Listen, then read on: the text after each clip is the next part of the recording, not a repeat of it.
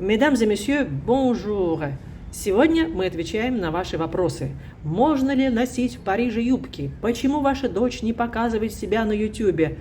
Ответы на эти и другие вопросы вы узнаете, если досмотрите это видео до конца. Мне часто пишут в комментариях: снимайте видео чаще, ваши видео слишком короткие, сделайте их подлиннее. Не могли бы вы съездить в какой-нибудь провинциальный город и снять рождественскую ярмарку? Знаете ли вы, чтобы выпустить одно видео, требуется несколько дней, а иногда несколько недель работы. Надо подготовить сюжет, снять материал, сделать монтаж. Естественно, что мои видео монетизированы, ведь путешествовать по Франции – не дешевое удовольствие. У моего канала нет спонсоров. Половина зрителей смотрит мои видео в России и Беларуси без рекламы. А нет рекламы, значит нет дохода блогеру. Хотите поддержать канал? Пожалуйста. Для зрителей из России можно отправить донат на Юмани, для зрителей из других стран на PayPal. Все ссылки в профиле канала. Естественно, я продолжу снимать видео для YouTube, но время выхода, продолжительность видео и темы будут зависеть от моего вдохновения, свободного времени и финансов. Один из вопросов, которые часто задают: как же ваша дочь выучила язык? Если Франция родная страна, почему она так хорошо говорит по-русски, пишут в комментариях. Или вот Липчанка, например, интересуется: а как Алена учила языки иностранные? Ну, во-первых, русский язык – это родной язык, да. Моя дочь родилась во Франции, в Париже, в 14 округе Парижа, кстати. И до 2,5 лет она пока не говорила, говорила только отдельные слова. И, наверное, решала для себя, на каком же языке начать говорить. И вы знаете, в 2,5 года вдруг она стала говорить с папой и с французскими бабушкой и дедушкой по-французски, а с мамой и с русскими бабушкой и дедушкой по-русски. В Россию мы приезжали раз в год, обычно на 2-3 недели, не больше. Так что то, что дочь знает русский язык, это заслуга все-таки моя. Что ты думаешь? Если честно, не знаю. Я думаю, что у многих, которые, если один родитель из одной страны, другой родитель из другой страны, у всех как-то, не знаю, мозг адаптируется, наверное. Я думаю так. Но я видела видео себя, когда мне было, не знаю, может быть, 3 или 4 года, и мне кажется, я где-то по-французски говорила с русским акцентом в какой-то момент. Да, я это помню хорошо. Потом это прошло, потому что я в школу пошла, и это прошло. Но я помню вот это одно видео, я слушаю себя, и как бы что-то русский акцент у меня по-французски. И это было странно. Но я не знаю, как у меня, не знаю, да, действительно думаю, что мозг адаптируется. А потом все-таки еще у тебя абсолютный слух. Да. Потому что играл на скрипке. Да, занималась. И занималась скрипкой, и преподаватель сказал даже, что не хочешь ли ты себя, Алена, посвятить мастерству скрипачки, да, профессии, не стать ли? Спасибо, но это не твоя не профессия, моё, да, не твое. Да. Ну и еще, поскольку ты еще говоришь на английском и японском, вот это уже в школе учила. Английский это точно я в школе выучила, потому что у нас была очень хорошая действительно преподавательница, когда я пошла в лицей, и потом училась год в Англии еще. И это, конечно, самая лучшая практика, чтобы очень хорошо говорить на языке. Да, да, нужно пожить в стране хотя бы несколько месяцев изучаемого языка, и тогда вот ты же действительно заговоришь на языке этой страны. Да. Вот. А русский язык ты еще изучала в колледже. Колледж, то есть это средняя ступень французской школы, и в лицее как второй иностранный язык. Да, даже первый это был у меня иностранный язык. А, первый иностранный. У меня был первый русский, чтобы хорошо, правильно писать, да. Все такое. А второй у меня был английский. У меня английский стал первый, когда я пошла в лицей уже. Какая профессия, какой университет ты закончила? Училась, значит, 5 лет в университете. Не знаю точно, как можно это объяснить по-русски, но у нас это называется мастер. То есть 5 лет учишься и получаешь то, что называется мастер. Называется international business, это, международный бизнес, наверное, так и будет. Да, наверное, так. И параллельно ты еще училась в ИНАЛЬКО. В ИНАЛЬКО, да. Что такое ИНАЛЬКО? Это университет, который, значит, специализируется в восточных языках, то есть китайский, японский, даже русский там преподают, кстати говоря. В общем, очень много разных языков. Я туда ходила 4 года. И я там изучала японский где-то 20 часов в неделю. Это, конечно, точно помогло мне с японским. То есть во Франции, вы знаете, то есть тебе можно было параллельно в 2 высших школах учиться. Да. Потому что в бизнес-школе не так много было часов, да? Хотя она была платная. Да, ну, стало просто меньше часов в конце, потому что больше шла такая, ну, практика, там, стажировки были, надо было и работать параллельно, то есть это учебы было действительно меньше. И поэтому я могла ходить в Инальку, вечерние были у меня Вечерние уроки. у тебя уроки, да, вечером. И Вечерние занятия. И так смогла в двух учиться. В двух университетах. Вот. И еще русский язык, надо сказать, что ты работала, уже у тебя была стажировка, Две у меня когда ты было. была студенткой в Москве, 2 месяца. Во французской компании ты работала переводчиком, да? Да, 2 месяца я работала в Essilor, может быть, кстати, подписчики тоже об этом знают. Это очки. Компания, ну, в смысле, которая стекла, выступает, стекла выпускает разнообразные, линзы тоже, по-моему, да, разнообразные. линзы Да? делать, да. Да, и вот в этой компании ты работала 2 месяца. месяца. И жила в Москве, как раз работая в этой компании. А теперь давайте поменяем локацию. Из 19-го округа Парижа, из парка Бют-Шумон, проедем во 2-й округ Парижа. И там продолжим наш разговор. И еще один вопрос. Почему не получилось найти работу во Франции, а получилось найти работу в Гонконге? На самом деле ты нашла работу во Франции сразу после университета. Да, я во Франции 4 года работала после университета и нашла свою... Ну, эту компанию, где я сейчас работаю. То есть я сначала у них работала 2 месяца в Париже в 22 году, и они меня послали в Гонконг сначала. То есть я сначала в Париже работала, потом в Гонконге 2 года, и сейчас я с этой же компанией работаю в Японии. То есть это все равно остается французская компания, с которой я работаю в разных странах. То есть я не могу сказать, что я работаю в японской компании. Да, поэтому надо сказать, что ты работаешь, можно сказать, на удаленке. Но ты работаешь в этой же самой компании, с которой ты начала работать еще в Гонконге, просто на удаленке ты работаешь в Японии, и из Японии, куда ты переехала в начале этого года. Да, То есть вот уже сколько? 8 месяцев? Почти год уже. Почти год ты живешь в Японии. В Токио. Вот. А в Гонконге ты проработала 2 года. 2 года, да. И потом переехала в Японию. Сейчас, потому что так можно в компаниях французских. У вас же многие так, кстати, менеджеры в вашей компании работают, живут, вернее, скажем, в Дубае или где еще? В Дубае, в Таиланде некоторые живут, но это Вьетнам. Да, это немножко другое, но некоторые действительно работают, скажем, даже если, скажем, у нас офис в Париже, некоторые французы в нашей компании живут, например, в Ницце или, не знаю, где-то в другом городе во Франции, но для этой же компании. Да, то есть вполне можно работать на удаленке, не обязательно ходить в офис в той или иной стране, где есть офис. Это если хорошо работаешь, это если тебе компания доверяет, потому что если тебе компания не доверяет, это очень тяжело, конечно, сказать, да, я вот хочу работать, не в офисе. Так что надо еще показать свои таланты. Понятно. Да. И еще вопрос, легко ли было привыкнуть к японскому менталитету? Хотя ты не работаешь в японской компании, но ты живешь в Японии. Вот какое у тебя ощущение? Сложно сказать, потому что, да, как ты сказала, я не работаю в японской компании. Я думаю, те люди, которые работают с японцами, у них другой опыт вообще, чем у меня. Поэтому, мне было легко адаптироваться, потому что я говорю по-японски. И это, конечно, чтобы познакомиться с людьми, с друзьями, если ты говоришь по-японски, это плюс. Вот. Ну, в общем-то, я не могу сказать, что мне было... Нет, мне не тяжело было. Как-то сразу у меня пошли и легкие контакты с людьми. Ты сразу познакомилась с японцами, кстати. Они достаточно открытые все-таки, да? Да, я из-за этого переживала, потому что мне все говорили, вот увидишь, у тебя не будет японских друзей вообще. И я все думала, ладно, сейчас перееду, вообще у меня не будет никаких контактов. А так как получилось, что все мои друзья сейчас, они именно японцы. Так что, мне кажется, зависит от людей просто. Да, зависит от человека. Да. А потом ты же начала тогда посещать в Японии разнообразные кружки, спорт, фотография. Спорт, фотография я ходила, да, в разные кружки, в общем-то, и легко было. Так и еще познакомилась. И еще интересный вопрос. Легко ли европейцу адаптироваться к азиатской ментальности? Еще раз, я думаю, что это зависит от человека и, не знаю, от менталитета и далее. То есть это тяжело мне сказать. Я знаю, что в Японии вот некоторым людям очень тяжело было адаптироваться, потому что, я думаю, люди изучали японский дольше, чем я. Некоторые 10 лет, иногда 15 лет. И они приезжали в Японию, думая, что вот я сейчас буду японцем, и будет мне все, у меня будут те же самые права, как у японцев. Меня будут воспринимать как японцы. Да. И у этих людей, я знаю, часто была депрессия, потому что японцы, к сожалению, если вы иностранец, они будут до конца жизни вас воспринимать как иностранца. Да. Так что даже если вы очень хорошо говорите по-японски. И этим людям, я знаю, очень тяжело. В Гонконге было другое, потому что очень много, экспатов, вообще иностранцев много. И, конечно, у людей в Гонконге другой менталитет. То есть, я думаю, легче там адаптироваться. А в самом Китае я, если честно, не знаю.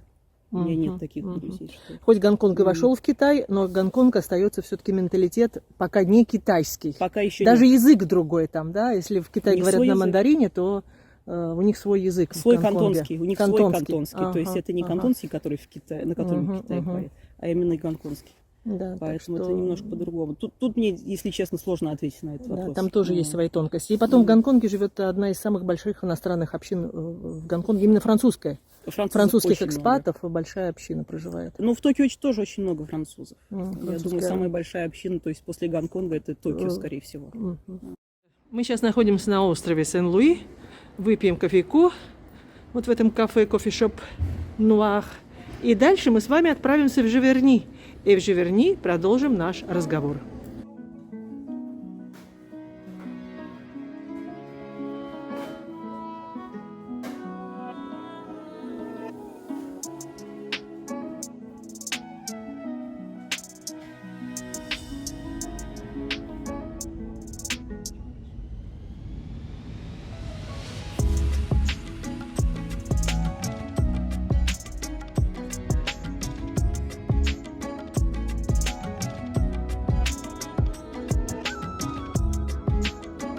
Река Сена в тумане.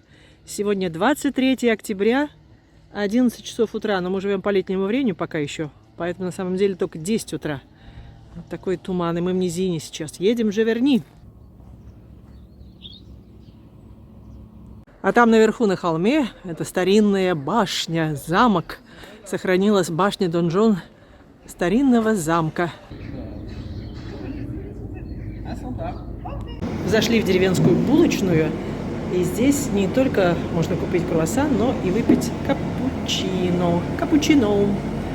Бон аппетит! А дальше продолжим наш путь. В Живерни идем в музей Клода Моне. И сейчас уже 12 часов, но все еще туман. А этот дом Клода Моне еще не совсем листья красные, но там уже покраснели.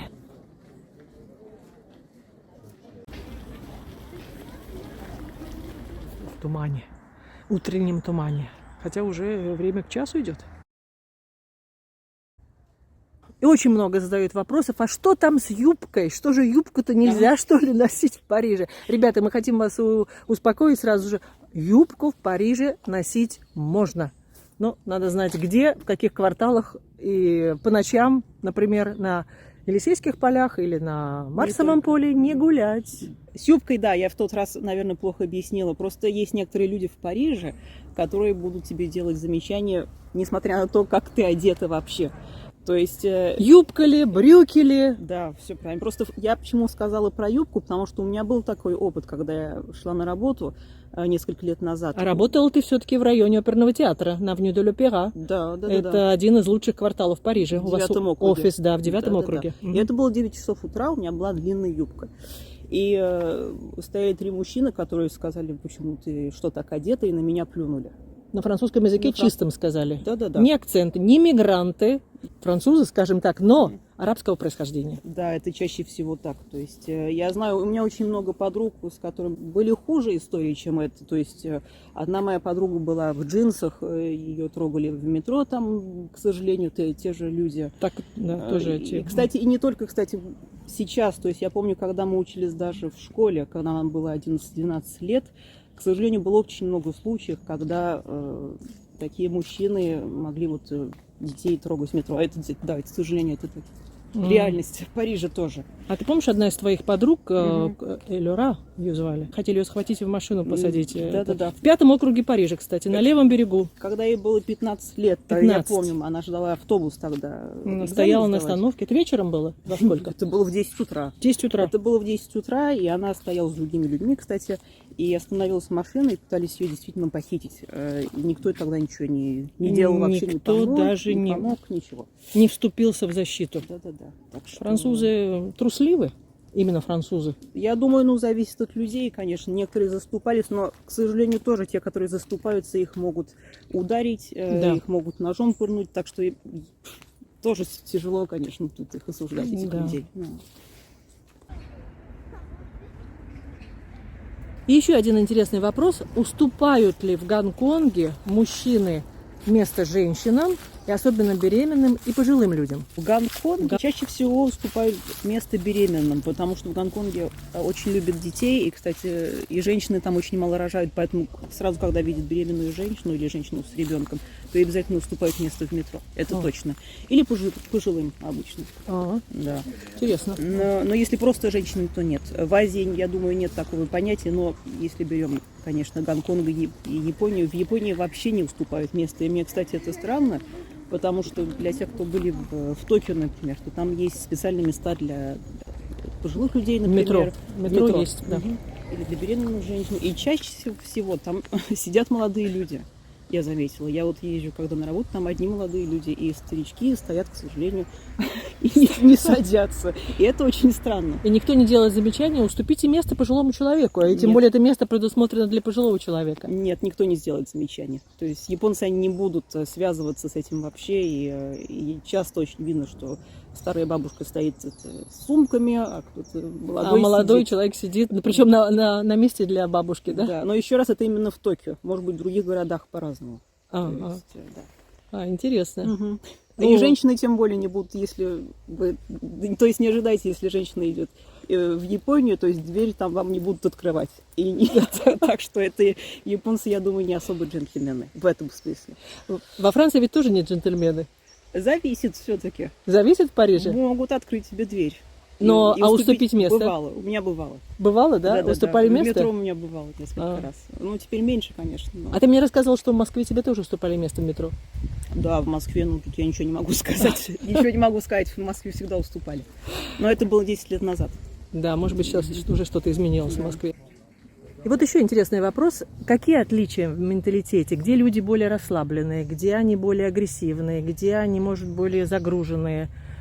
Что вот ты могла бы сказать по этому поводу? На этот вопрос я хочу по-французски ответить. Мне будет легче объяснить это по-французски. Je pense que la grande différence de mentalité, si on compare déjà dans un premier temps la France et le Japon a plus une culture de vouloir bien faire les choses, surtout dans ce qui va être service client, administration, en fait tout ce qui est lié à l'être humain. Donc si on prend par exemple les processus administratifs, qui sont assez longs au Japon, et les Japonais sont très peu flexibles sur la façon dont se déroule par exemple l'ouverture d'un compte en banque, comment faire une carte d'identité, ce genre de choses.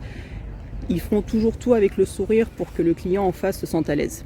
Ce qui n'est pas le cas en France. En France, donc, non seulement l'administration est compliquée, et très souvent, je pense que ceux qui habitent en France le savent, mais à mon avis, vous avez rarement trouvé une personne dans l'administration qui était réellement agréable. Je pense qu'on peut être honnête, pas la peine de faire semblant. Ça, c'est vrai. Si on prend toujours ce côté humain, donc avec Hong Kong notamment, Hong Kong c'est une ville qui est très très moderne, où tout est fait sur Internet, tout est digitalisé, et donc les gens en fait sont habitués à cette rapidité en fait dans tous les processus et dans la vie de tous les jours. Donc l'attitude en fait entre les gens va être un petit peu la même. Tout sera très rapide et sans problème ou sans ennui particulier. Voilà.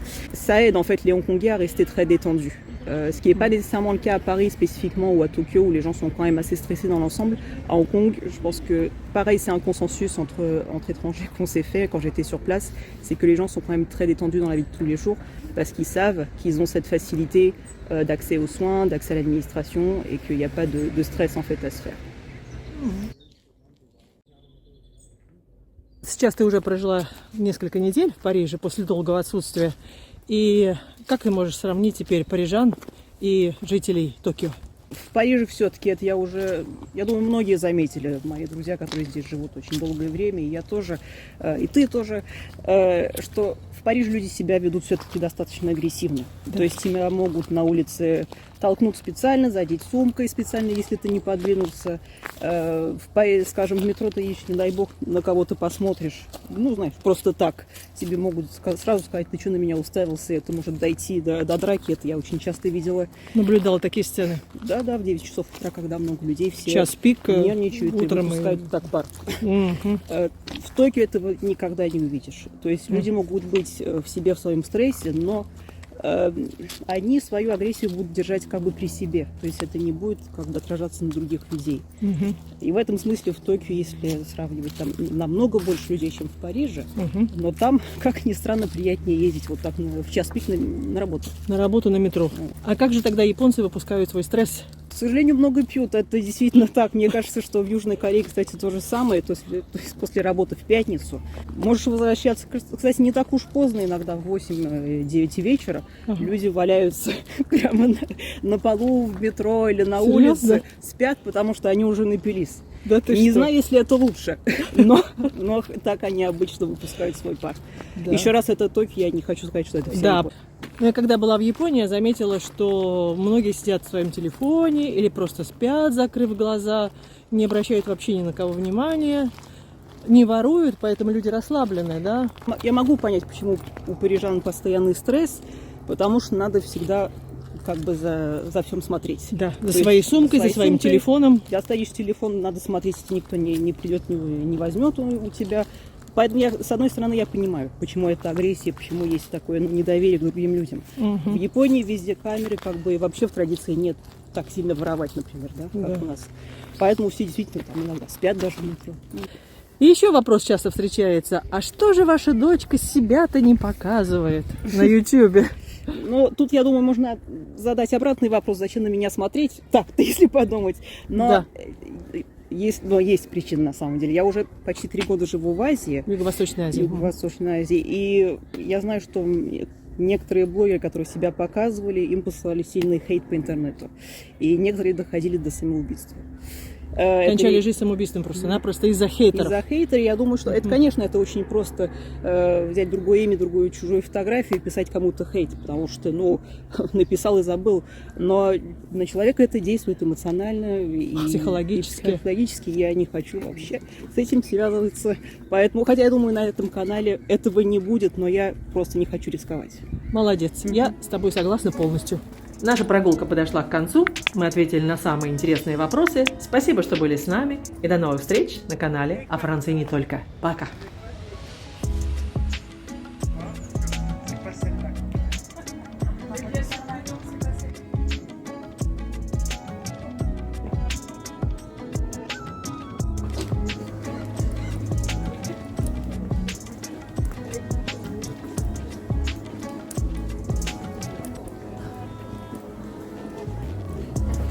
Да.